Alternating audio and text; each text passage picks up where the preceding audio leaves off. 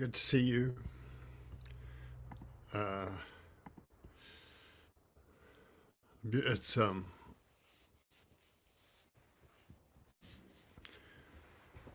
it's a beautiful, sunny, kind of clear, quiet day here. It's the kind of thing in Northern California you think, wow, what a beautiful day. I hope everything doesn't burn down. So it's like, and then, we've just become, oh, well, anything is possible. Let's just enjoy our lives. so so that's our Zen. Yeah, so welcome. Let's sit a bit and see what it feels like to be here. Well, I have to just find the striker for the bell. Here it is.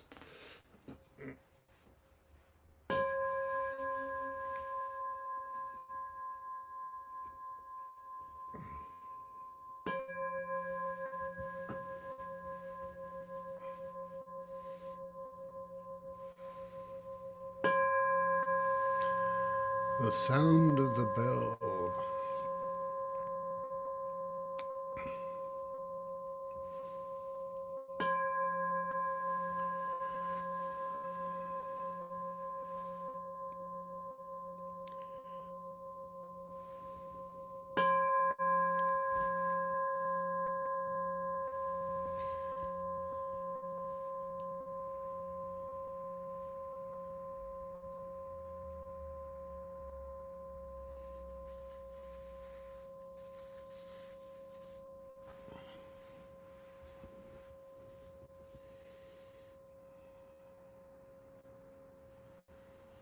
Just feeling it, what is it like to be here?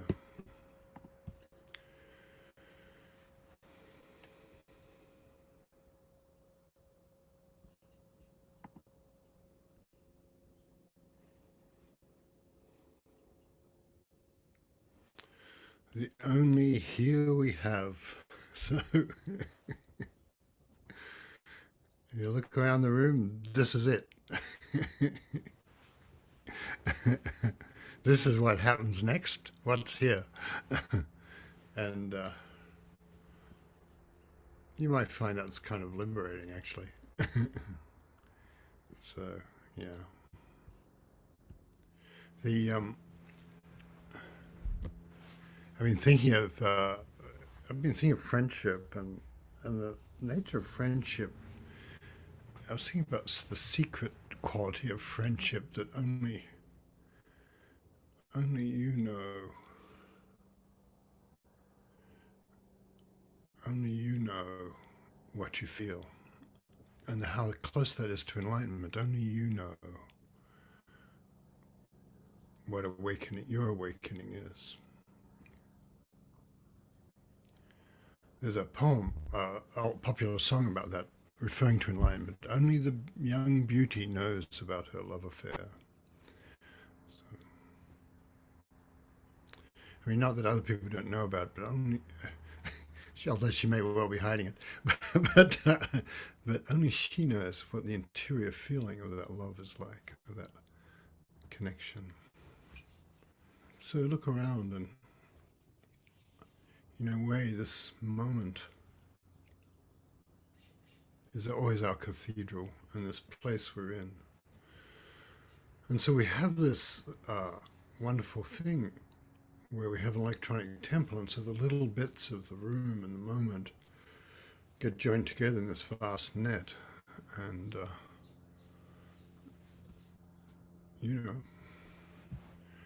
could be worse. It could be a worse life. It could be wonderful. Only the young beauty knows about her love affair.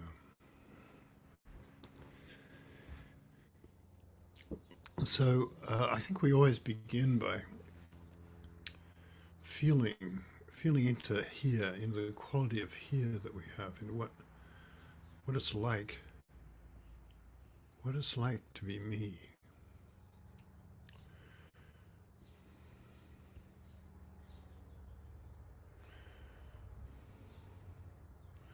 And one of the things I always find is I have no complaint when I'm here. my complaint is all about not being. If I have a complaint, it's all about not being here. It's like, and then if I think, well, what's wrong with here? I can't find a problem. It's kind of nice to know.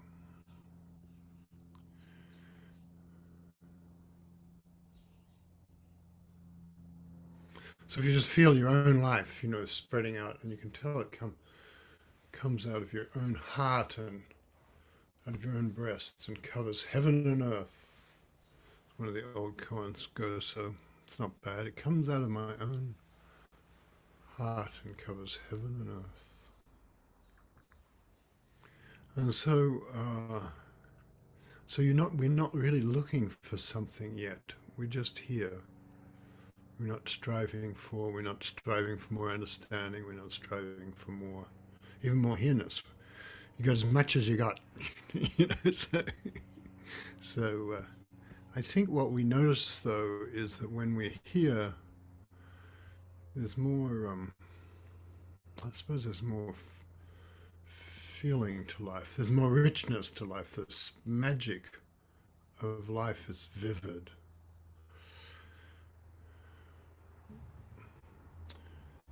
And part of that is a kind of friendship with life itself.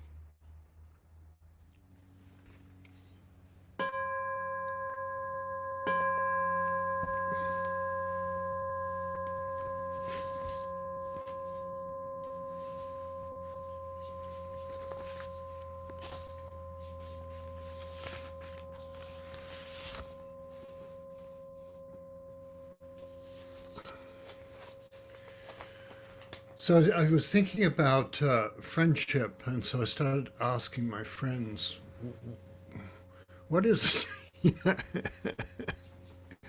and as the Zen saying would be, creating more confusion where there was originally none, creating confusion where there's, but I was thinking about friends I have, and something about being with a friend is not wanting them to be different, So there's that. That's a nice thing. So it's really a state of freedom. Um, and also there's a kind of, Montaigne said this great thing about, he was asked why, where is he? He was asked why he was asked about friendship, and he famously had a very close friend who he only had for about, I don't know, 4 years maybe, who died, who had cleverly written down here on a piece of paper I lost. But but the point he said was two interesting things. He said many interesting things about friendship, but one was, he said, if I'm asked why I'm his friend, it's because I am I and he is he. So there was that irreducible thusness of things, And he also said that, speaking about marriage and love, he said it's a good thing as much as it approaches friendship. If it's more like friendship, then it's a fine thing. And I think that's because we're not asking people for things. We're not requiring things. And it's kind of nice. And we can feel that about a good friend, like when they do something, they do something that's painful, and in a way, I either don't care, or I think I care, and when I examine it, I don't care. So, I don't mind. I prefer them not to, be axe murderers and things, but there's a certain way in which there's a great tolerance. It comes out of the heart, and the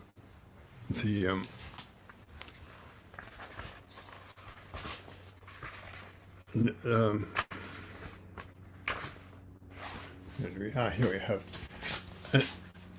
And a couple of things, like here's something that I think, how these things just happen. So communion happens, and Neruda's got this great story about he was a very small child and he was looking around his backyard and he looked through a hole and saw a landscape like that behind his own house, full of uncared for and wild. I moved back a few steps because I sensed vaguely that something was about to happen. All of a sudden, a hand appeared, a tiny hand of a boy about my own age. By the time I came close again, the hand was gone, and in its place was a marvelous white sheep. I never saw either the hand or the boy again. And I've never seen a sheep like that either. The toy I lost finally in a fire, but even now, almost 50 years old, whenever I pass a toy shop, I look furtively in the window. But it's no use. They don't make sheep like that anymore. And I had never seen such a wonderful sheep. I looked back through the hole, but the boy had disappeared. I went into the house and brought out a treasure of my own, a pine cone opened, full of odor and resin, which I adored. I set it down in the same spot and went off with the sheep. That exchange brought home to me for the first time a precious idea that all humanity is somehow together. And he goes on to say, his sense of the communion of people with people came from that. So I think we're all familiar with that kind of friendship from childhood. I don't know we're all, but many of us are familiar with that kind of friendship. And you don't know how you became a friend of somebody, but suddenly you're inseparable. And there are many legendary stories like this. Literature's full of them. Classical stories are full of them. And Basho was a kind of an interesting poet who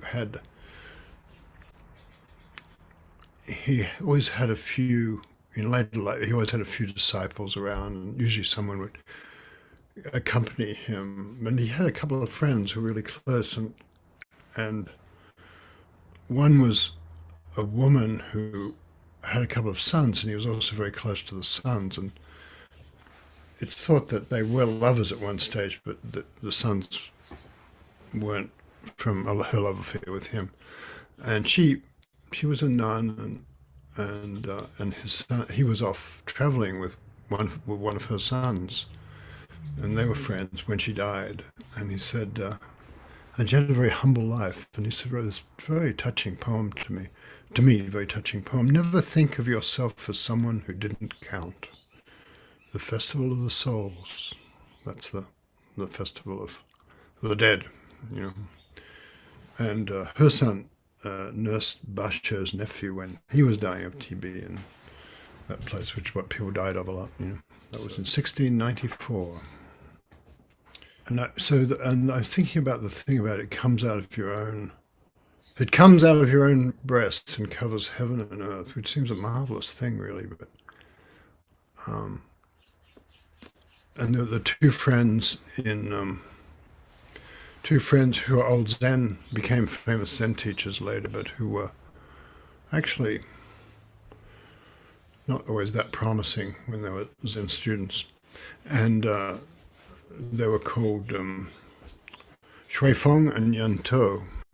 And Yantou was the kind of bright, brilliant, troublemaking person. And Shuifeng was the cook at the temple, and he was more like an ox or something like that. He made sure things were in order and always did what he was expected to do. And actually, often the early stories of him, he's a bit clueless, and he's not. Whereas Yantou is always really hip but making trouble, and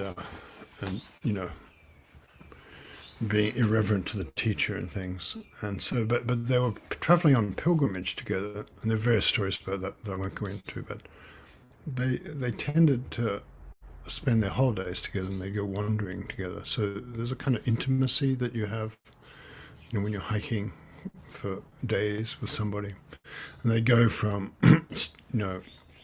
temple to temple, and temples would put you up, and you'd sometimes do a bit of work, or you'd sit meditation with people. then go on. And so pilgrimage is part of friendship, I think. And so anyway, they were at a place called Tortoise Mountain, and the snow came in at the pass. It was a temple pass, and so it was a pass between the provinces, and there was a gate there that it was a kind of customs gate, and you couldn't go through without permission. So there was an inn, not really an inn, but a hut or two, and they got snowed in, completely and utterly snowed in, and the passes were just closed. And so they're sitting in there, and they've got a little fire going, and they've got little bits of food and stuff. It's kind of pretty sparse, but they're okay. And Yanto just went to bed, slept and dreamed and slept and dreamed. And Shui Feng sat up meditating all night. And every now and again he'd open the door and go outside. And it was still snowing for 3 days. No moonlight, just snow. And then, and so after a couple of days, Yento said, what are you doing? You're like you're like auditioning for a job as a Buddha by the roadside, sort of stone Buddha by the roadside. And, a wooden Buddha in a shrine kind of thing. And his friend said this great thing. He said, well, my heart is not really at rest. My heart is not at peace. And Yanto said, and he said, I can't lie to myself about it. And I thought, here's a great opportunity for me to, I'm not in a retreat where somebody's pestering me to get enlightened. I'm not, I don't have to cook for the temple. I just thought it might be good to sit, make the most of my opportunity. And Yento said, well, you're so sincere and everything. I always thought you'd be a teacher. Which sincerity wasn't Yento's problem. And so, and he said, well, I do worry. I get anxious. My life is just running away from me. And, I really do I've seen things and I've had these opening experiences, but still there's something that's not at rest in me. And so Yento said, well, look, I'm your friend. Why don't you tell me what's up, and I'll help, pull out the nails and prune your views if I think they're deluding you and you're suffering from them. So he described, he had these moments of insight, and he always remembered them and kind of treasured them. And you'll notice that if you have moments of insight, you might notice that yourself, that somebody say, well, what was your experience like? And you trot it out. And then after a few times of doing that, you realize I don't have a clue anymore. It's just something I trot out. It's a show pony for when I'm asked that question by another teacher or something. And you realize, oh, it's got to be here. It's now. It's like, it's here, like that. It's just right here. And you can't. It's inescapable. It's you. It's in you. So anyway, these two friends are trying to work this out. And so other times I feel really clear, well, and there's not the slightest difficulty, And so he described, and then he thought, oh, that'd be really great. My friend can sort of help me. What he knows, what he can see that I can't, that would be great. So he starts, he says, when I was with this teacher, it was as if bottom dropped out of a bucket, and Yanto wasn't impressed. And he said, disregard this. And so he went on, Shui Feng went on telling these experiences where, I really felt that I was one with everything. And Yanto said, don't speak of that for another 40 years. And so he wasn't sort of giving him any quarter. And And then Yento did something really surprising, and he just roared and gave a great shout. And he was famous for a great shout. And people knew he died because they heard a great shout come out of his temple. Years later, this is when he had a temple, and his shout could be heard for miles. So, and everything, Shui Feng was just shocked, and he just sat there openly quivering, and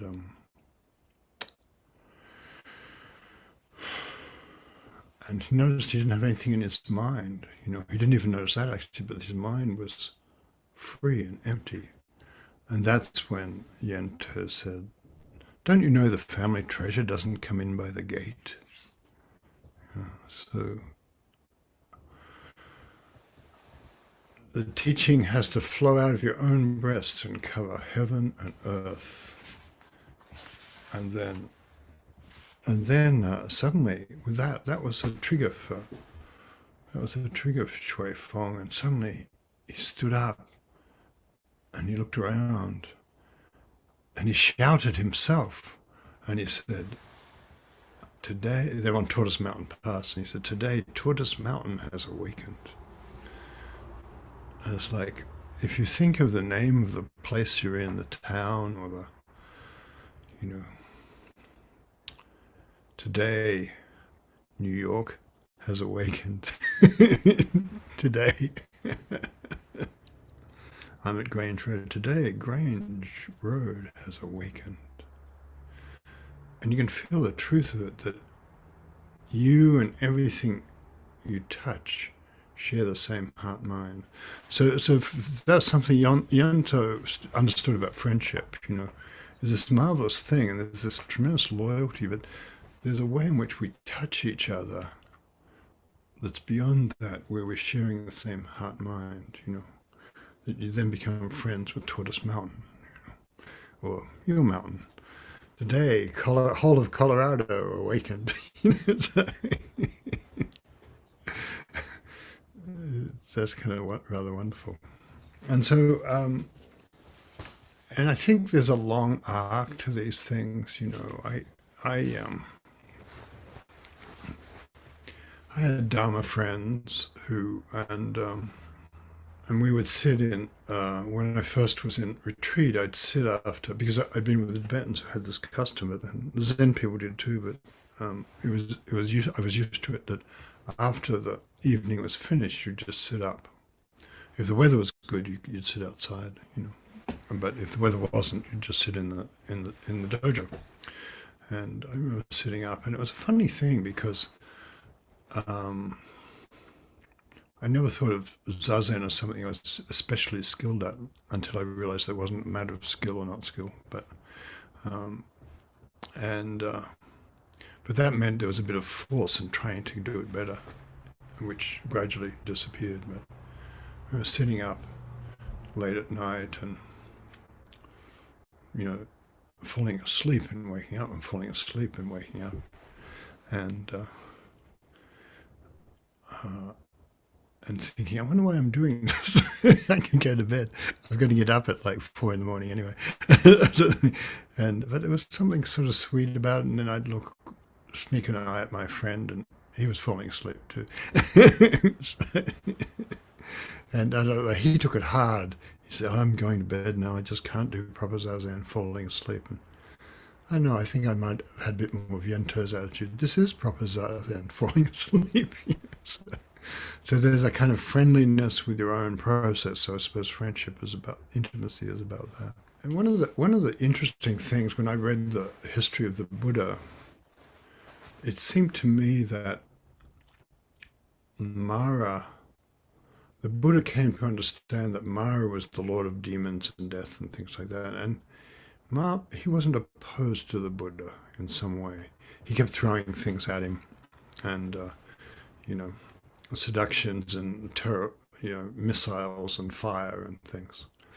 But in some way, one of the Buddha's realizations was that Mara would miss him if he disappeared, and that there were, in some way, the world of delusion is friendly towards the world of. And I had a woman told me this great story, which for some reason I want to tell you today, which was about kind of the sort of thing that's. She was in love with this guy, and then it changed into something else. And she was in Pennsylvania, and then she went off and got an education and became a professional and did lots of things, but then moved back to her hometown. And the guy did lots of things, but he just knocked about. He was there's a line in a John Prine song about the angel from Montgomery I had me a cowboy. He weren't much to look at, just a free rambling man. And so I think that's what the guy she had been in love with was like. And anyway, and she had they met again in midlife, and they went out. She tried going out with him, but she could tell no, that's past. But she still had this real affection for his heart, and he worked for the garbage company, and every Thursday morning she heard him walk up the lane beside her house and take the garbage can to the truck. And there was a tremendous tenderness in that. She was always looked forward to hearing the footsteps on Thursday morning.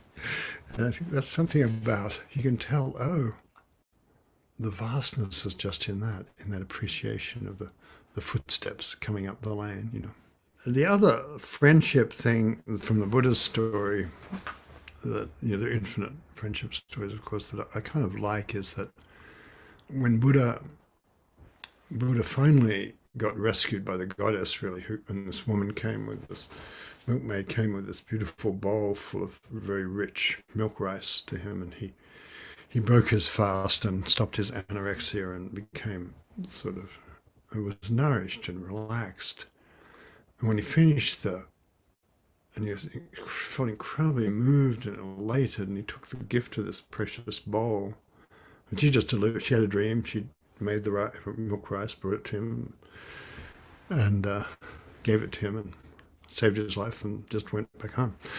But then he walked to the edge of the river and threw the bowl in, saying, "If this bowl goes upstream, I'll get enlightened tonight." And indeed, the bowl flowed upstream, as bowls do in such stories. And the bowl went upstream until it came to there was a whirlpool at the foot of a waterfall, in a very deep place in the river, and it went down, down, down, and there was a kind of clunk, and it was in the dragon's cave, and there was a dragon who lived there, a black snake dragon king. So he's a complicated, many layered creature, and his daughter. But they lived there, and his bowl came to rest against the bowls of the 7 previous Buddhas. And so it was a marvelous long view. The dragon thought, "Oh, I just thought the previous Buddha, I don't know, had just, wasn't it yesterday we had the previous Buddha?" And so the dragon had this view between universes, when everything's gone and the universe is destroyed, and you got to wait for the Big Bang and the proton firewall and that to happen all over again, and so on. The dragon didn't really notice all that. The dragon just hanging out in this under a waterfall in India, but there were 7 bowls from different Buddhas in different universes there, and so. And he said to himself, "Oh, so soon." And he had this warmth in his heart for each of the Buddha, and so that's a kind of friendship too, the friendship that life has for us. Oh, there's another friendship that I thought was it kind of really intrigued me. There was a grand, wild, late Zen master who was close to where Chan came to Japan, and he was Chan master, and his old woman lived near the temple. It's one of those terms that says means wife or friend, or literally it just says an old woman, but the way you say my old man or my old woman or something like that.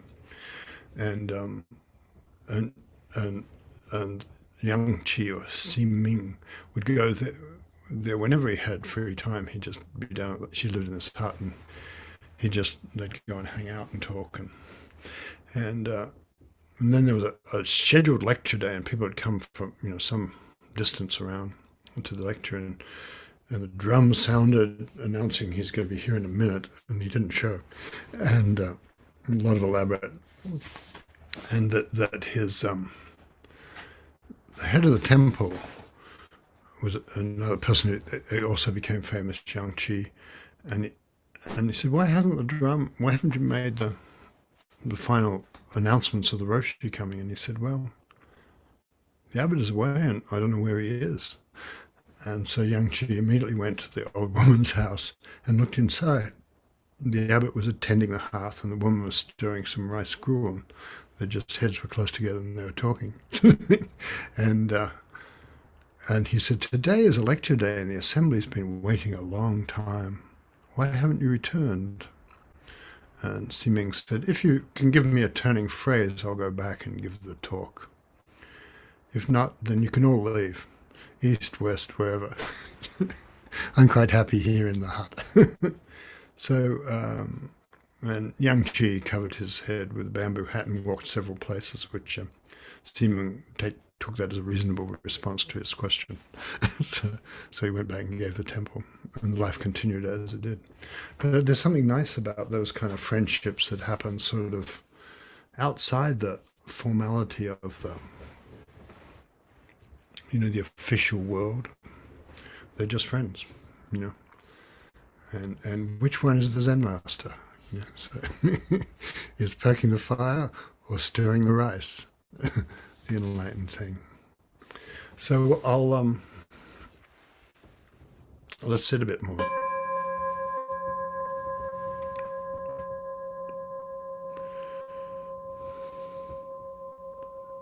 Perhaps all of space holds us. Each leaf welcomes us.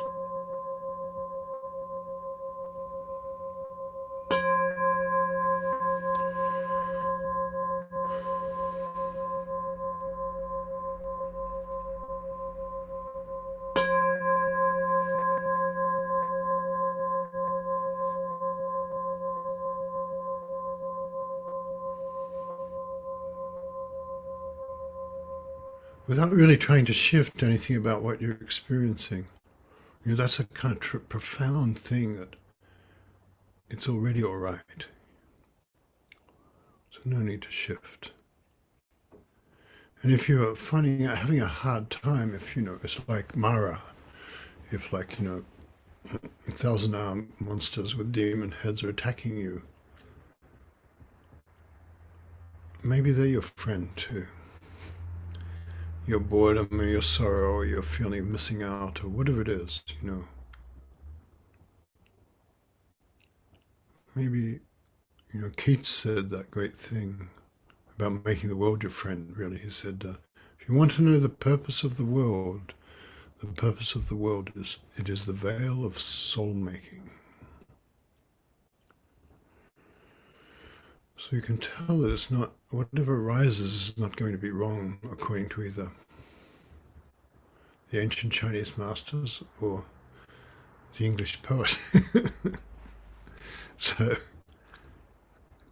it's only when we flee and try and squash it down, or I think I know what I'll do.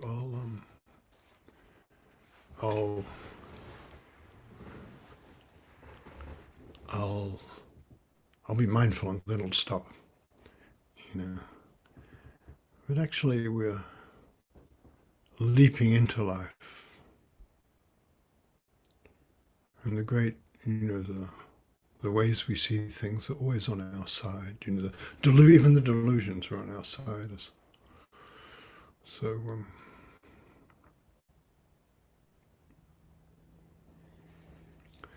let it open in your own heart.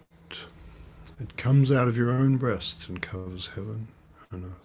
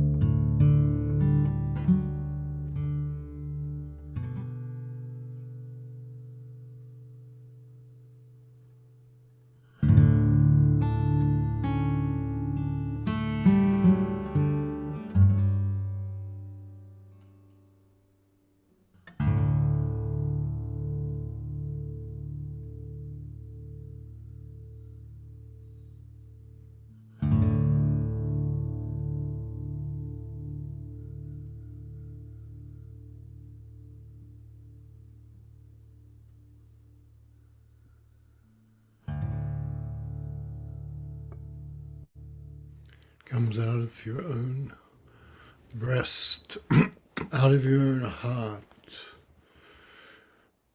and covers heaven and earth.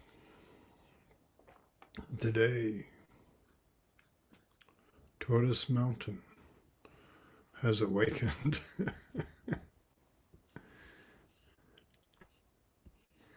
Today, Santa Fe has awakened. Winnipeg has awakened.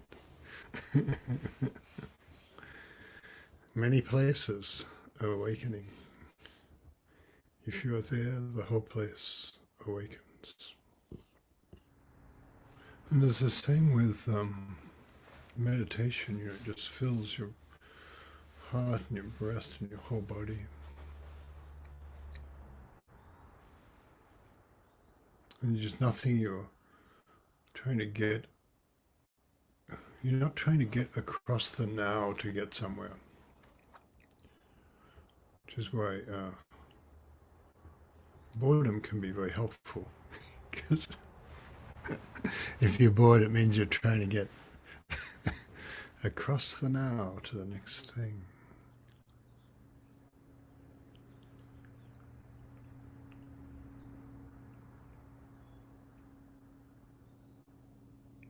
And if we turn into it, we find it's sort of raw and interesting. We're kind of holding off from life and trying to get beyond it. And our friendship with life cannot be explained. I am me and life is life, and we are friends. You are you, and life is you too.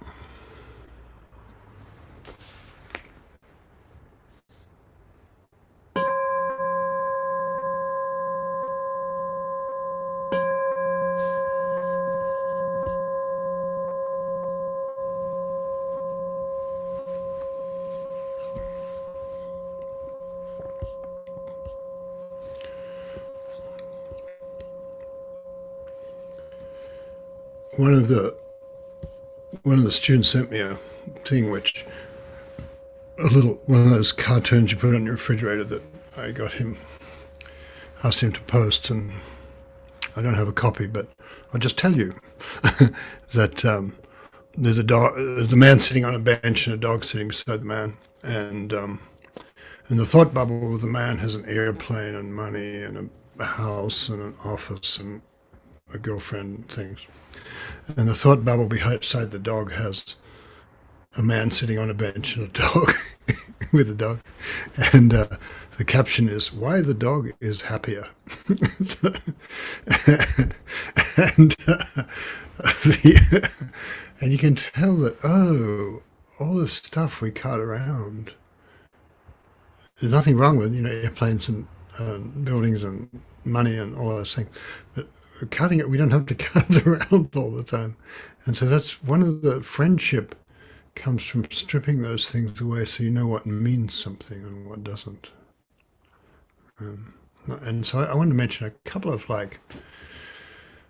and part of friendship for me is always secret help along the way. And, there's a story that my friends know, but where I was in Brisbane working for a publishing house, and one of the senior, I just arrived and was actually passing through, but on my way to university, but I was working there as a copy editor and proofreader. And anyway, one of the senior acquisitions editors was somebody I kind of had a vague nodding acquaintance with, and we ran into each other on the street corner and just stopped and ended up talking, and I asked her, "Well, what are you into?" And she said, some Tibetan teachers are coming to town doing a month-long silent retreat. And I couldn't sit still.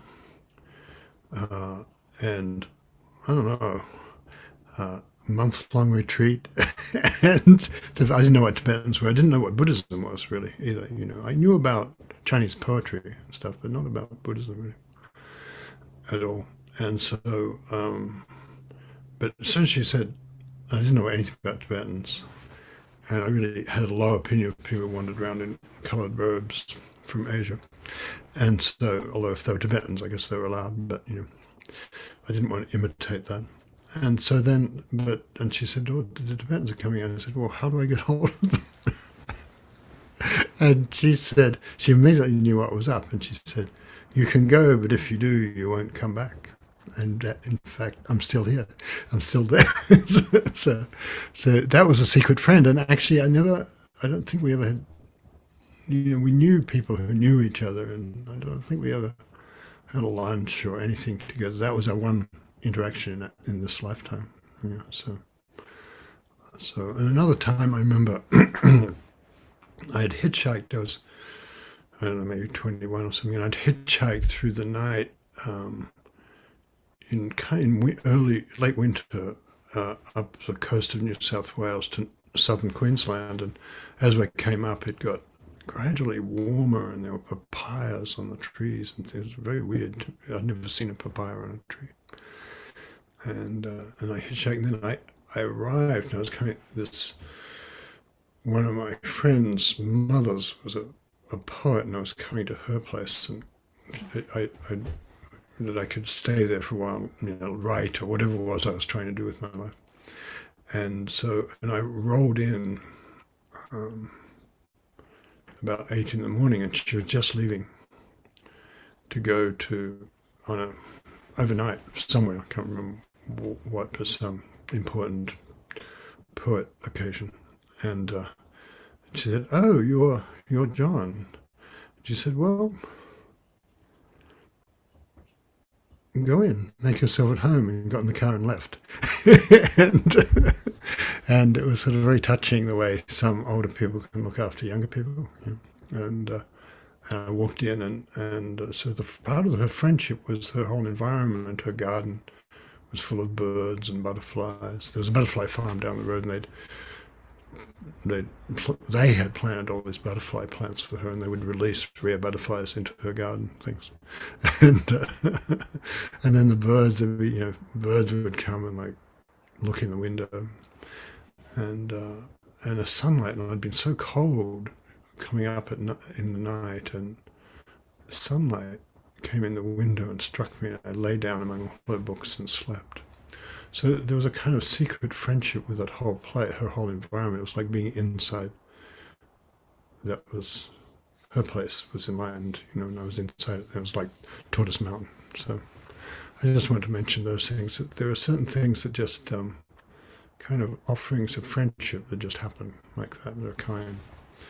And so one of the things I've been doing now with, I was talking to some tech people about how do you have community when a lot of stuff's online, and so one of the things I've thought is like some of the newer students I've asked, well, you can have a pilgrimage, you just have a Zoom with one of the teachers or somebody who's interesting, and so I've been and people keep saying to me, "Why won't you teach me?" And I say, "Well, just have a conversation with Michelle or Tess or JJ or something." And so there's a certain sort of way in which everything we have is here, and we can go on pilgrimage with each other. And I feel like when we come together in the temple, we're constituting an ancient Chinese temple here, and it's a marvelous thing. So. Tess, do you have anything to say? Well, I was noticing during this sit how just kind of everything, just the notion of friendship, how it just kept making me happy. Like almost any way I try to go into it, it just felt. And when you started talking this morning, I immediately had this memory of a friend I had when I was in 3rd or 4th grade. And the major feature of our friendship was we just couldn't stop laughing. Like anytime we were with each other, we couldn't even be seated next to each other in school because we'd just giggle and giggle and giggle and giggle. And I have no idea what was so funny, but that seemed like one of the kind of magic things of friendship is you somehow stumble into this other being and something blooms or happens. And it seems like one of the first ways you come to recognize like parts of yourself and parts of yourself that are a little different. And I was thinking about how, I don't know, at that age, it's like I was remembering on field trips that if you had to pick a buddy and you didn't get the right buddy, it was like the end of the world. Like if you didn't have your friend, you were in big trouble because you were sort of who God knows who you might be paired with instead. And I was thinking, as I've gotten, like, there's such a treasure to that, but as I've gotten older, and especially one of the, I don't know, side effects of meditation is it sort of seems like everything starts to become your friend after a while, or you find friendship in very unexpected places. And like I was noticing this week, I don't know, I was having kind of a rough afternoon and I got in my car to go somewhere and I just felt so happy to be in my car, like my car was my friend.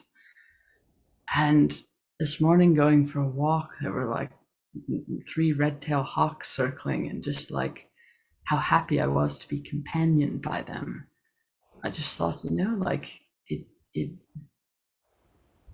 makes me, I was remembering that thing that Meng Bo said about awakening is the silent bond by which we recognize that everything is oneself or one's own family. And it just feels like, I don't know, friendship is like one of my favorite expressions of that. So Very good. Nicola, you're in Edinburgh and you're a friend, so I'll ask you, you got anything to say about friendship? Um, well, I'm in Edinburgh and it's the festival. So we have people from all over the world here playing and listening and acting and making jokes. And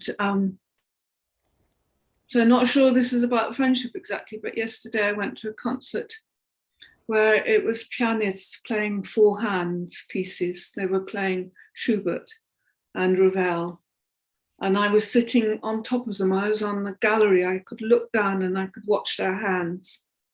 And it was like the most intimate thing. It's sort of to see these hands moving on the keys, 4 hands. And sometimes they would cross over and 2 different people's hands would cross over or go on top of each other. I'm trying to demonstrate. And it was just so amazing. And somehow listening to the music they were making. And then there were singers, young singers who were singing these love songs. And a lot of the audience is old. And it seemed sort of both poignant and sort of absurd that there we all were listening to these songs about falling in love and the despair and the passion of falling in love. And the feeling that we were all listening to this.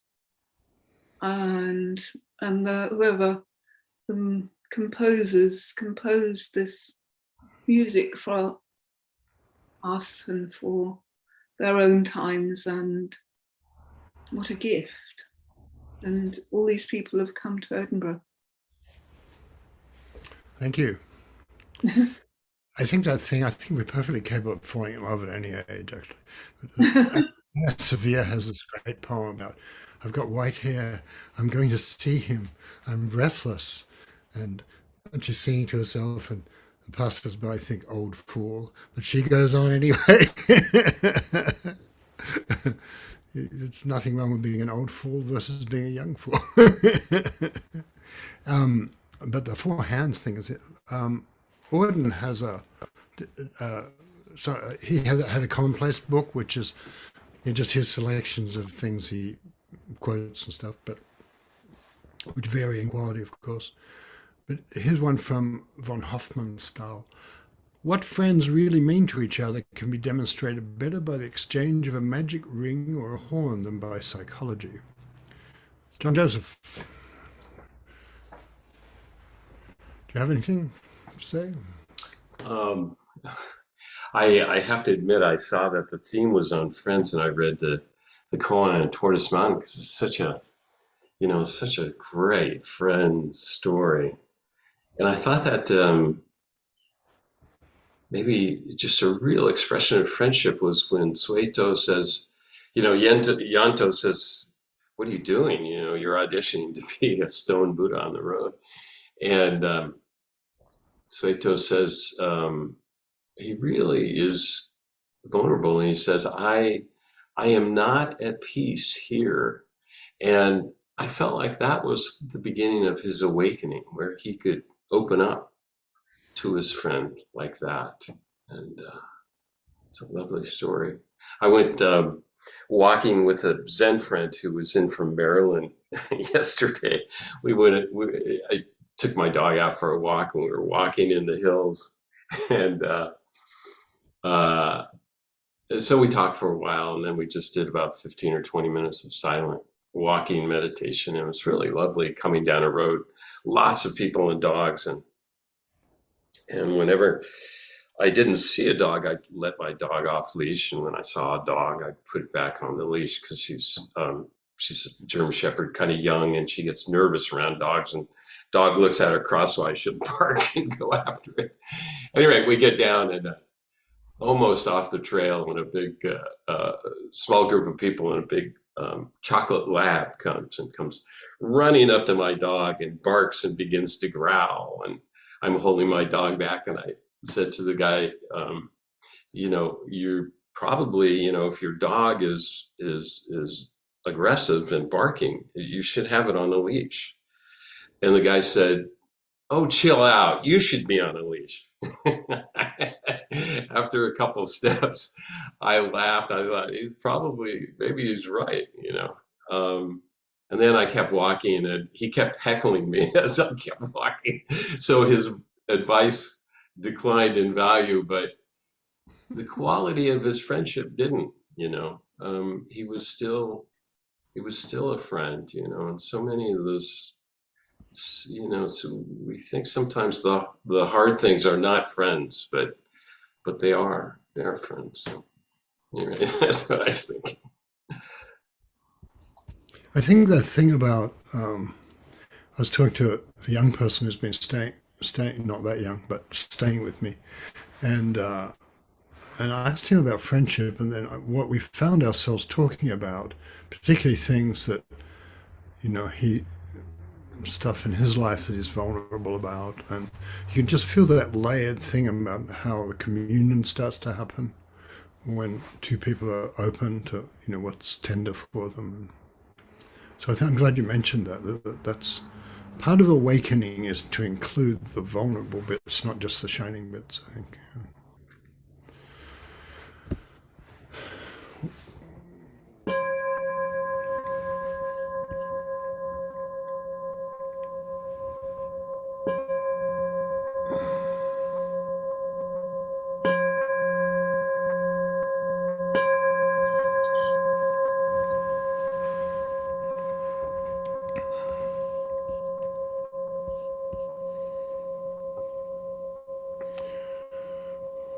My heart is not at rest.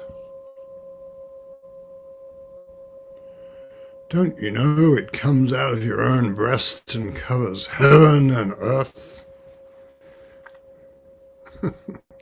No, actually I don't. But maybe one day I will. Maybe one day is now.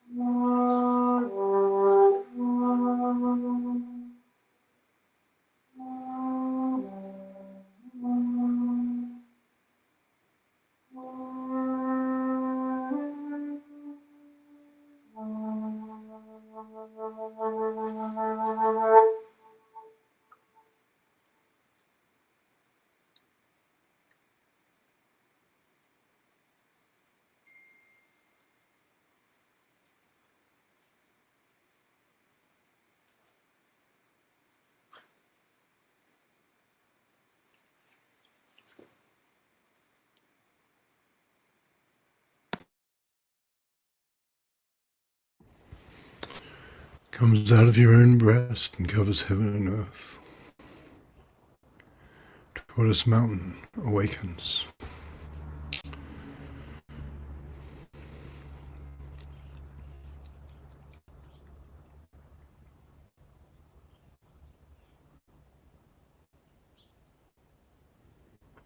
Look outside the window, or just look at the wall if you don't have a window. You can see what Shui Feng meant. It awakens, it's awake. Even the trees, but also even the walls and the curtains, part of your own being. They hold us when we sleep. They look after us when we eat. We are surrounded by Buddha nature. And everything, you notice that thing about the dog. In the dog's mind, there's just a bench and a person and a dog and the rain.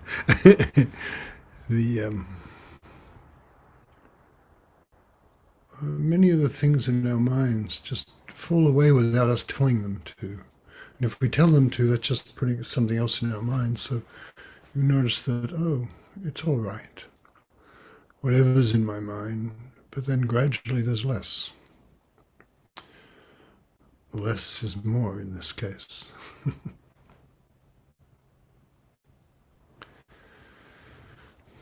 Less. The vastness.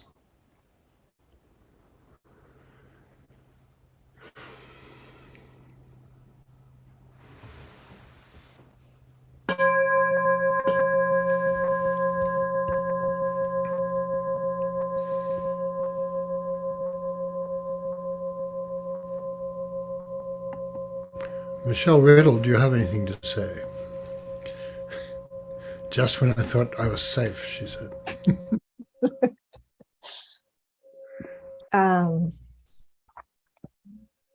It's been interesting. I was interested when I saw this was your theme today, because I've been thinking a lot about friendship. And during this morning, all kinds of images have come back to me about friends and different kinds of friends, including the image of when I was a young child. I had some very close friends, and what it was like knowing that they were in the world, and that was a time before cell phones and caller ID, and when the phone would ring, and I'd be so excited that maybe it was one of my friends, and I would run to the phone like, oh, is it one of my friends? And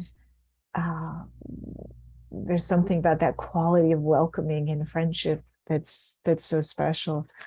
And I think, when I think of friendship, I think of this kind of sense of belonging and being at home. And when you have that feeling, you don't, or at least for me, you don't need so much else. And so the image of the dog there being happy just being on the bench with the man, it brings that to mind. And I guess I was also thinking very much about what JJ and John, you were saying about the importance of being able to, when you're friends with somebody, you don't want them to be perfect or to show you only their best side.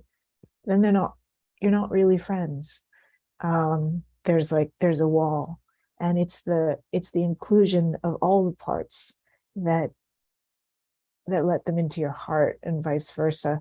And you were talking, John, about the pilgrimage idea, and maybe in this digital world, sometimes it's nice to go and talk to different people and different teachers.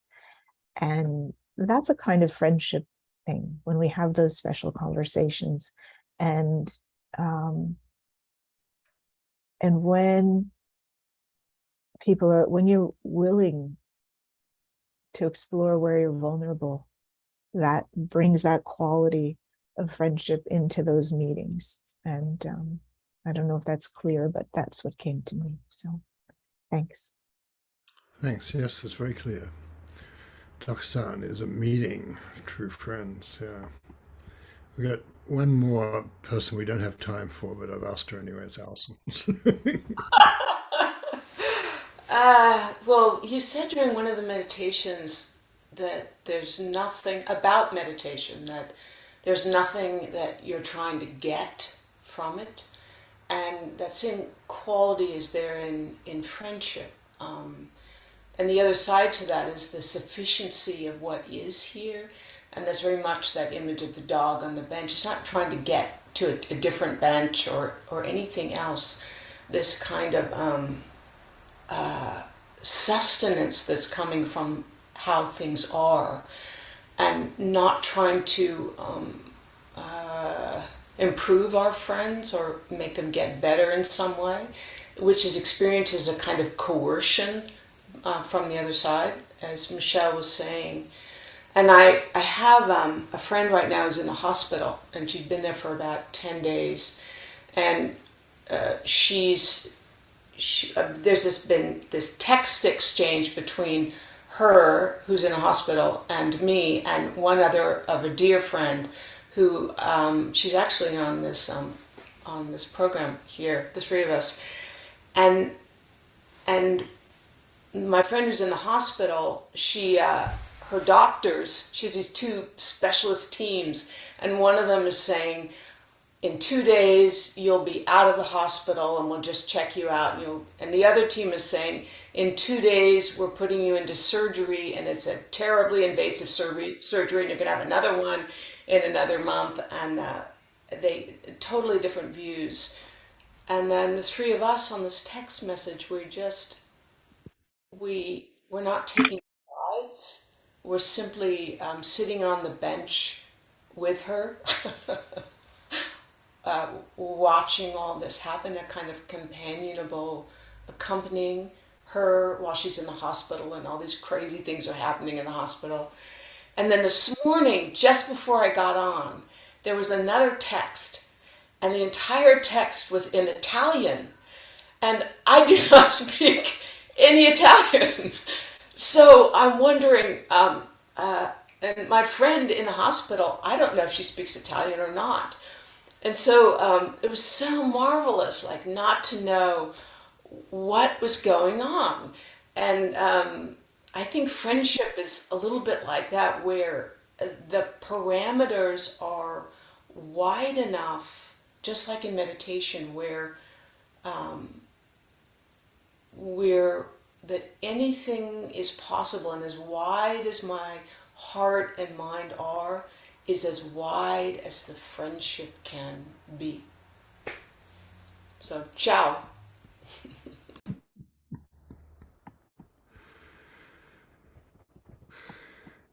Amaryllis, do something with all this.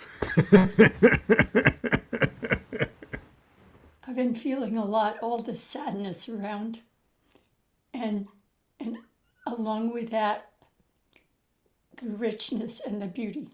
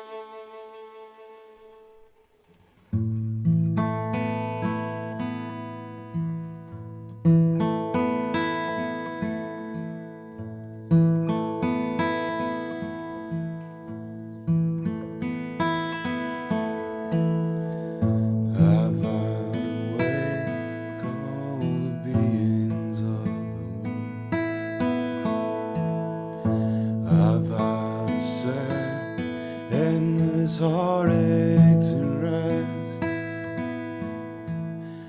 I vow to walk through every wisdom gate. I vow to wait the great Buddha way.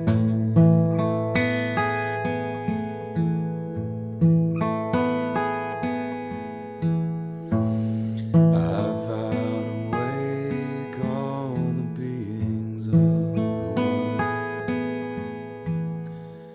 I vow to set endless heartache to rest. I vow to walk through every wisdom gate. I vow to live the great Buddha way.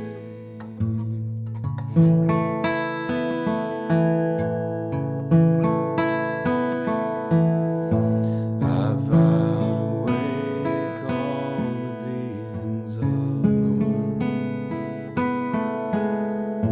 I vow to set endless heartache to rest.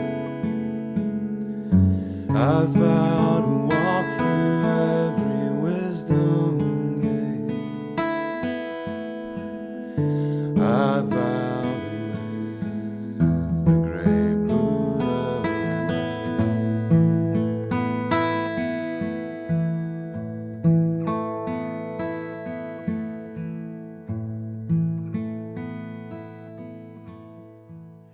Thank you, Jordan. It's kind of amazing. So thank you, everyone. Next week, Jesse Carden is here. And I don't know, say something, Jesse. Here we are. Well, yeah, maybe we saying something about the. That's probably enough. See you then. Friendship. Yes, very good. So, okay, so Jesse will be here next week, and then the next week I'll be back. And but come and support Jesse. It's a pilgrimage we're doing. Jesse's doing the pilgrimage for you. He's coming here. So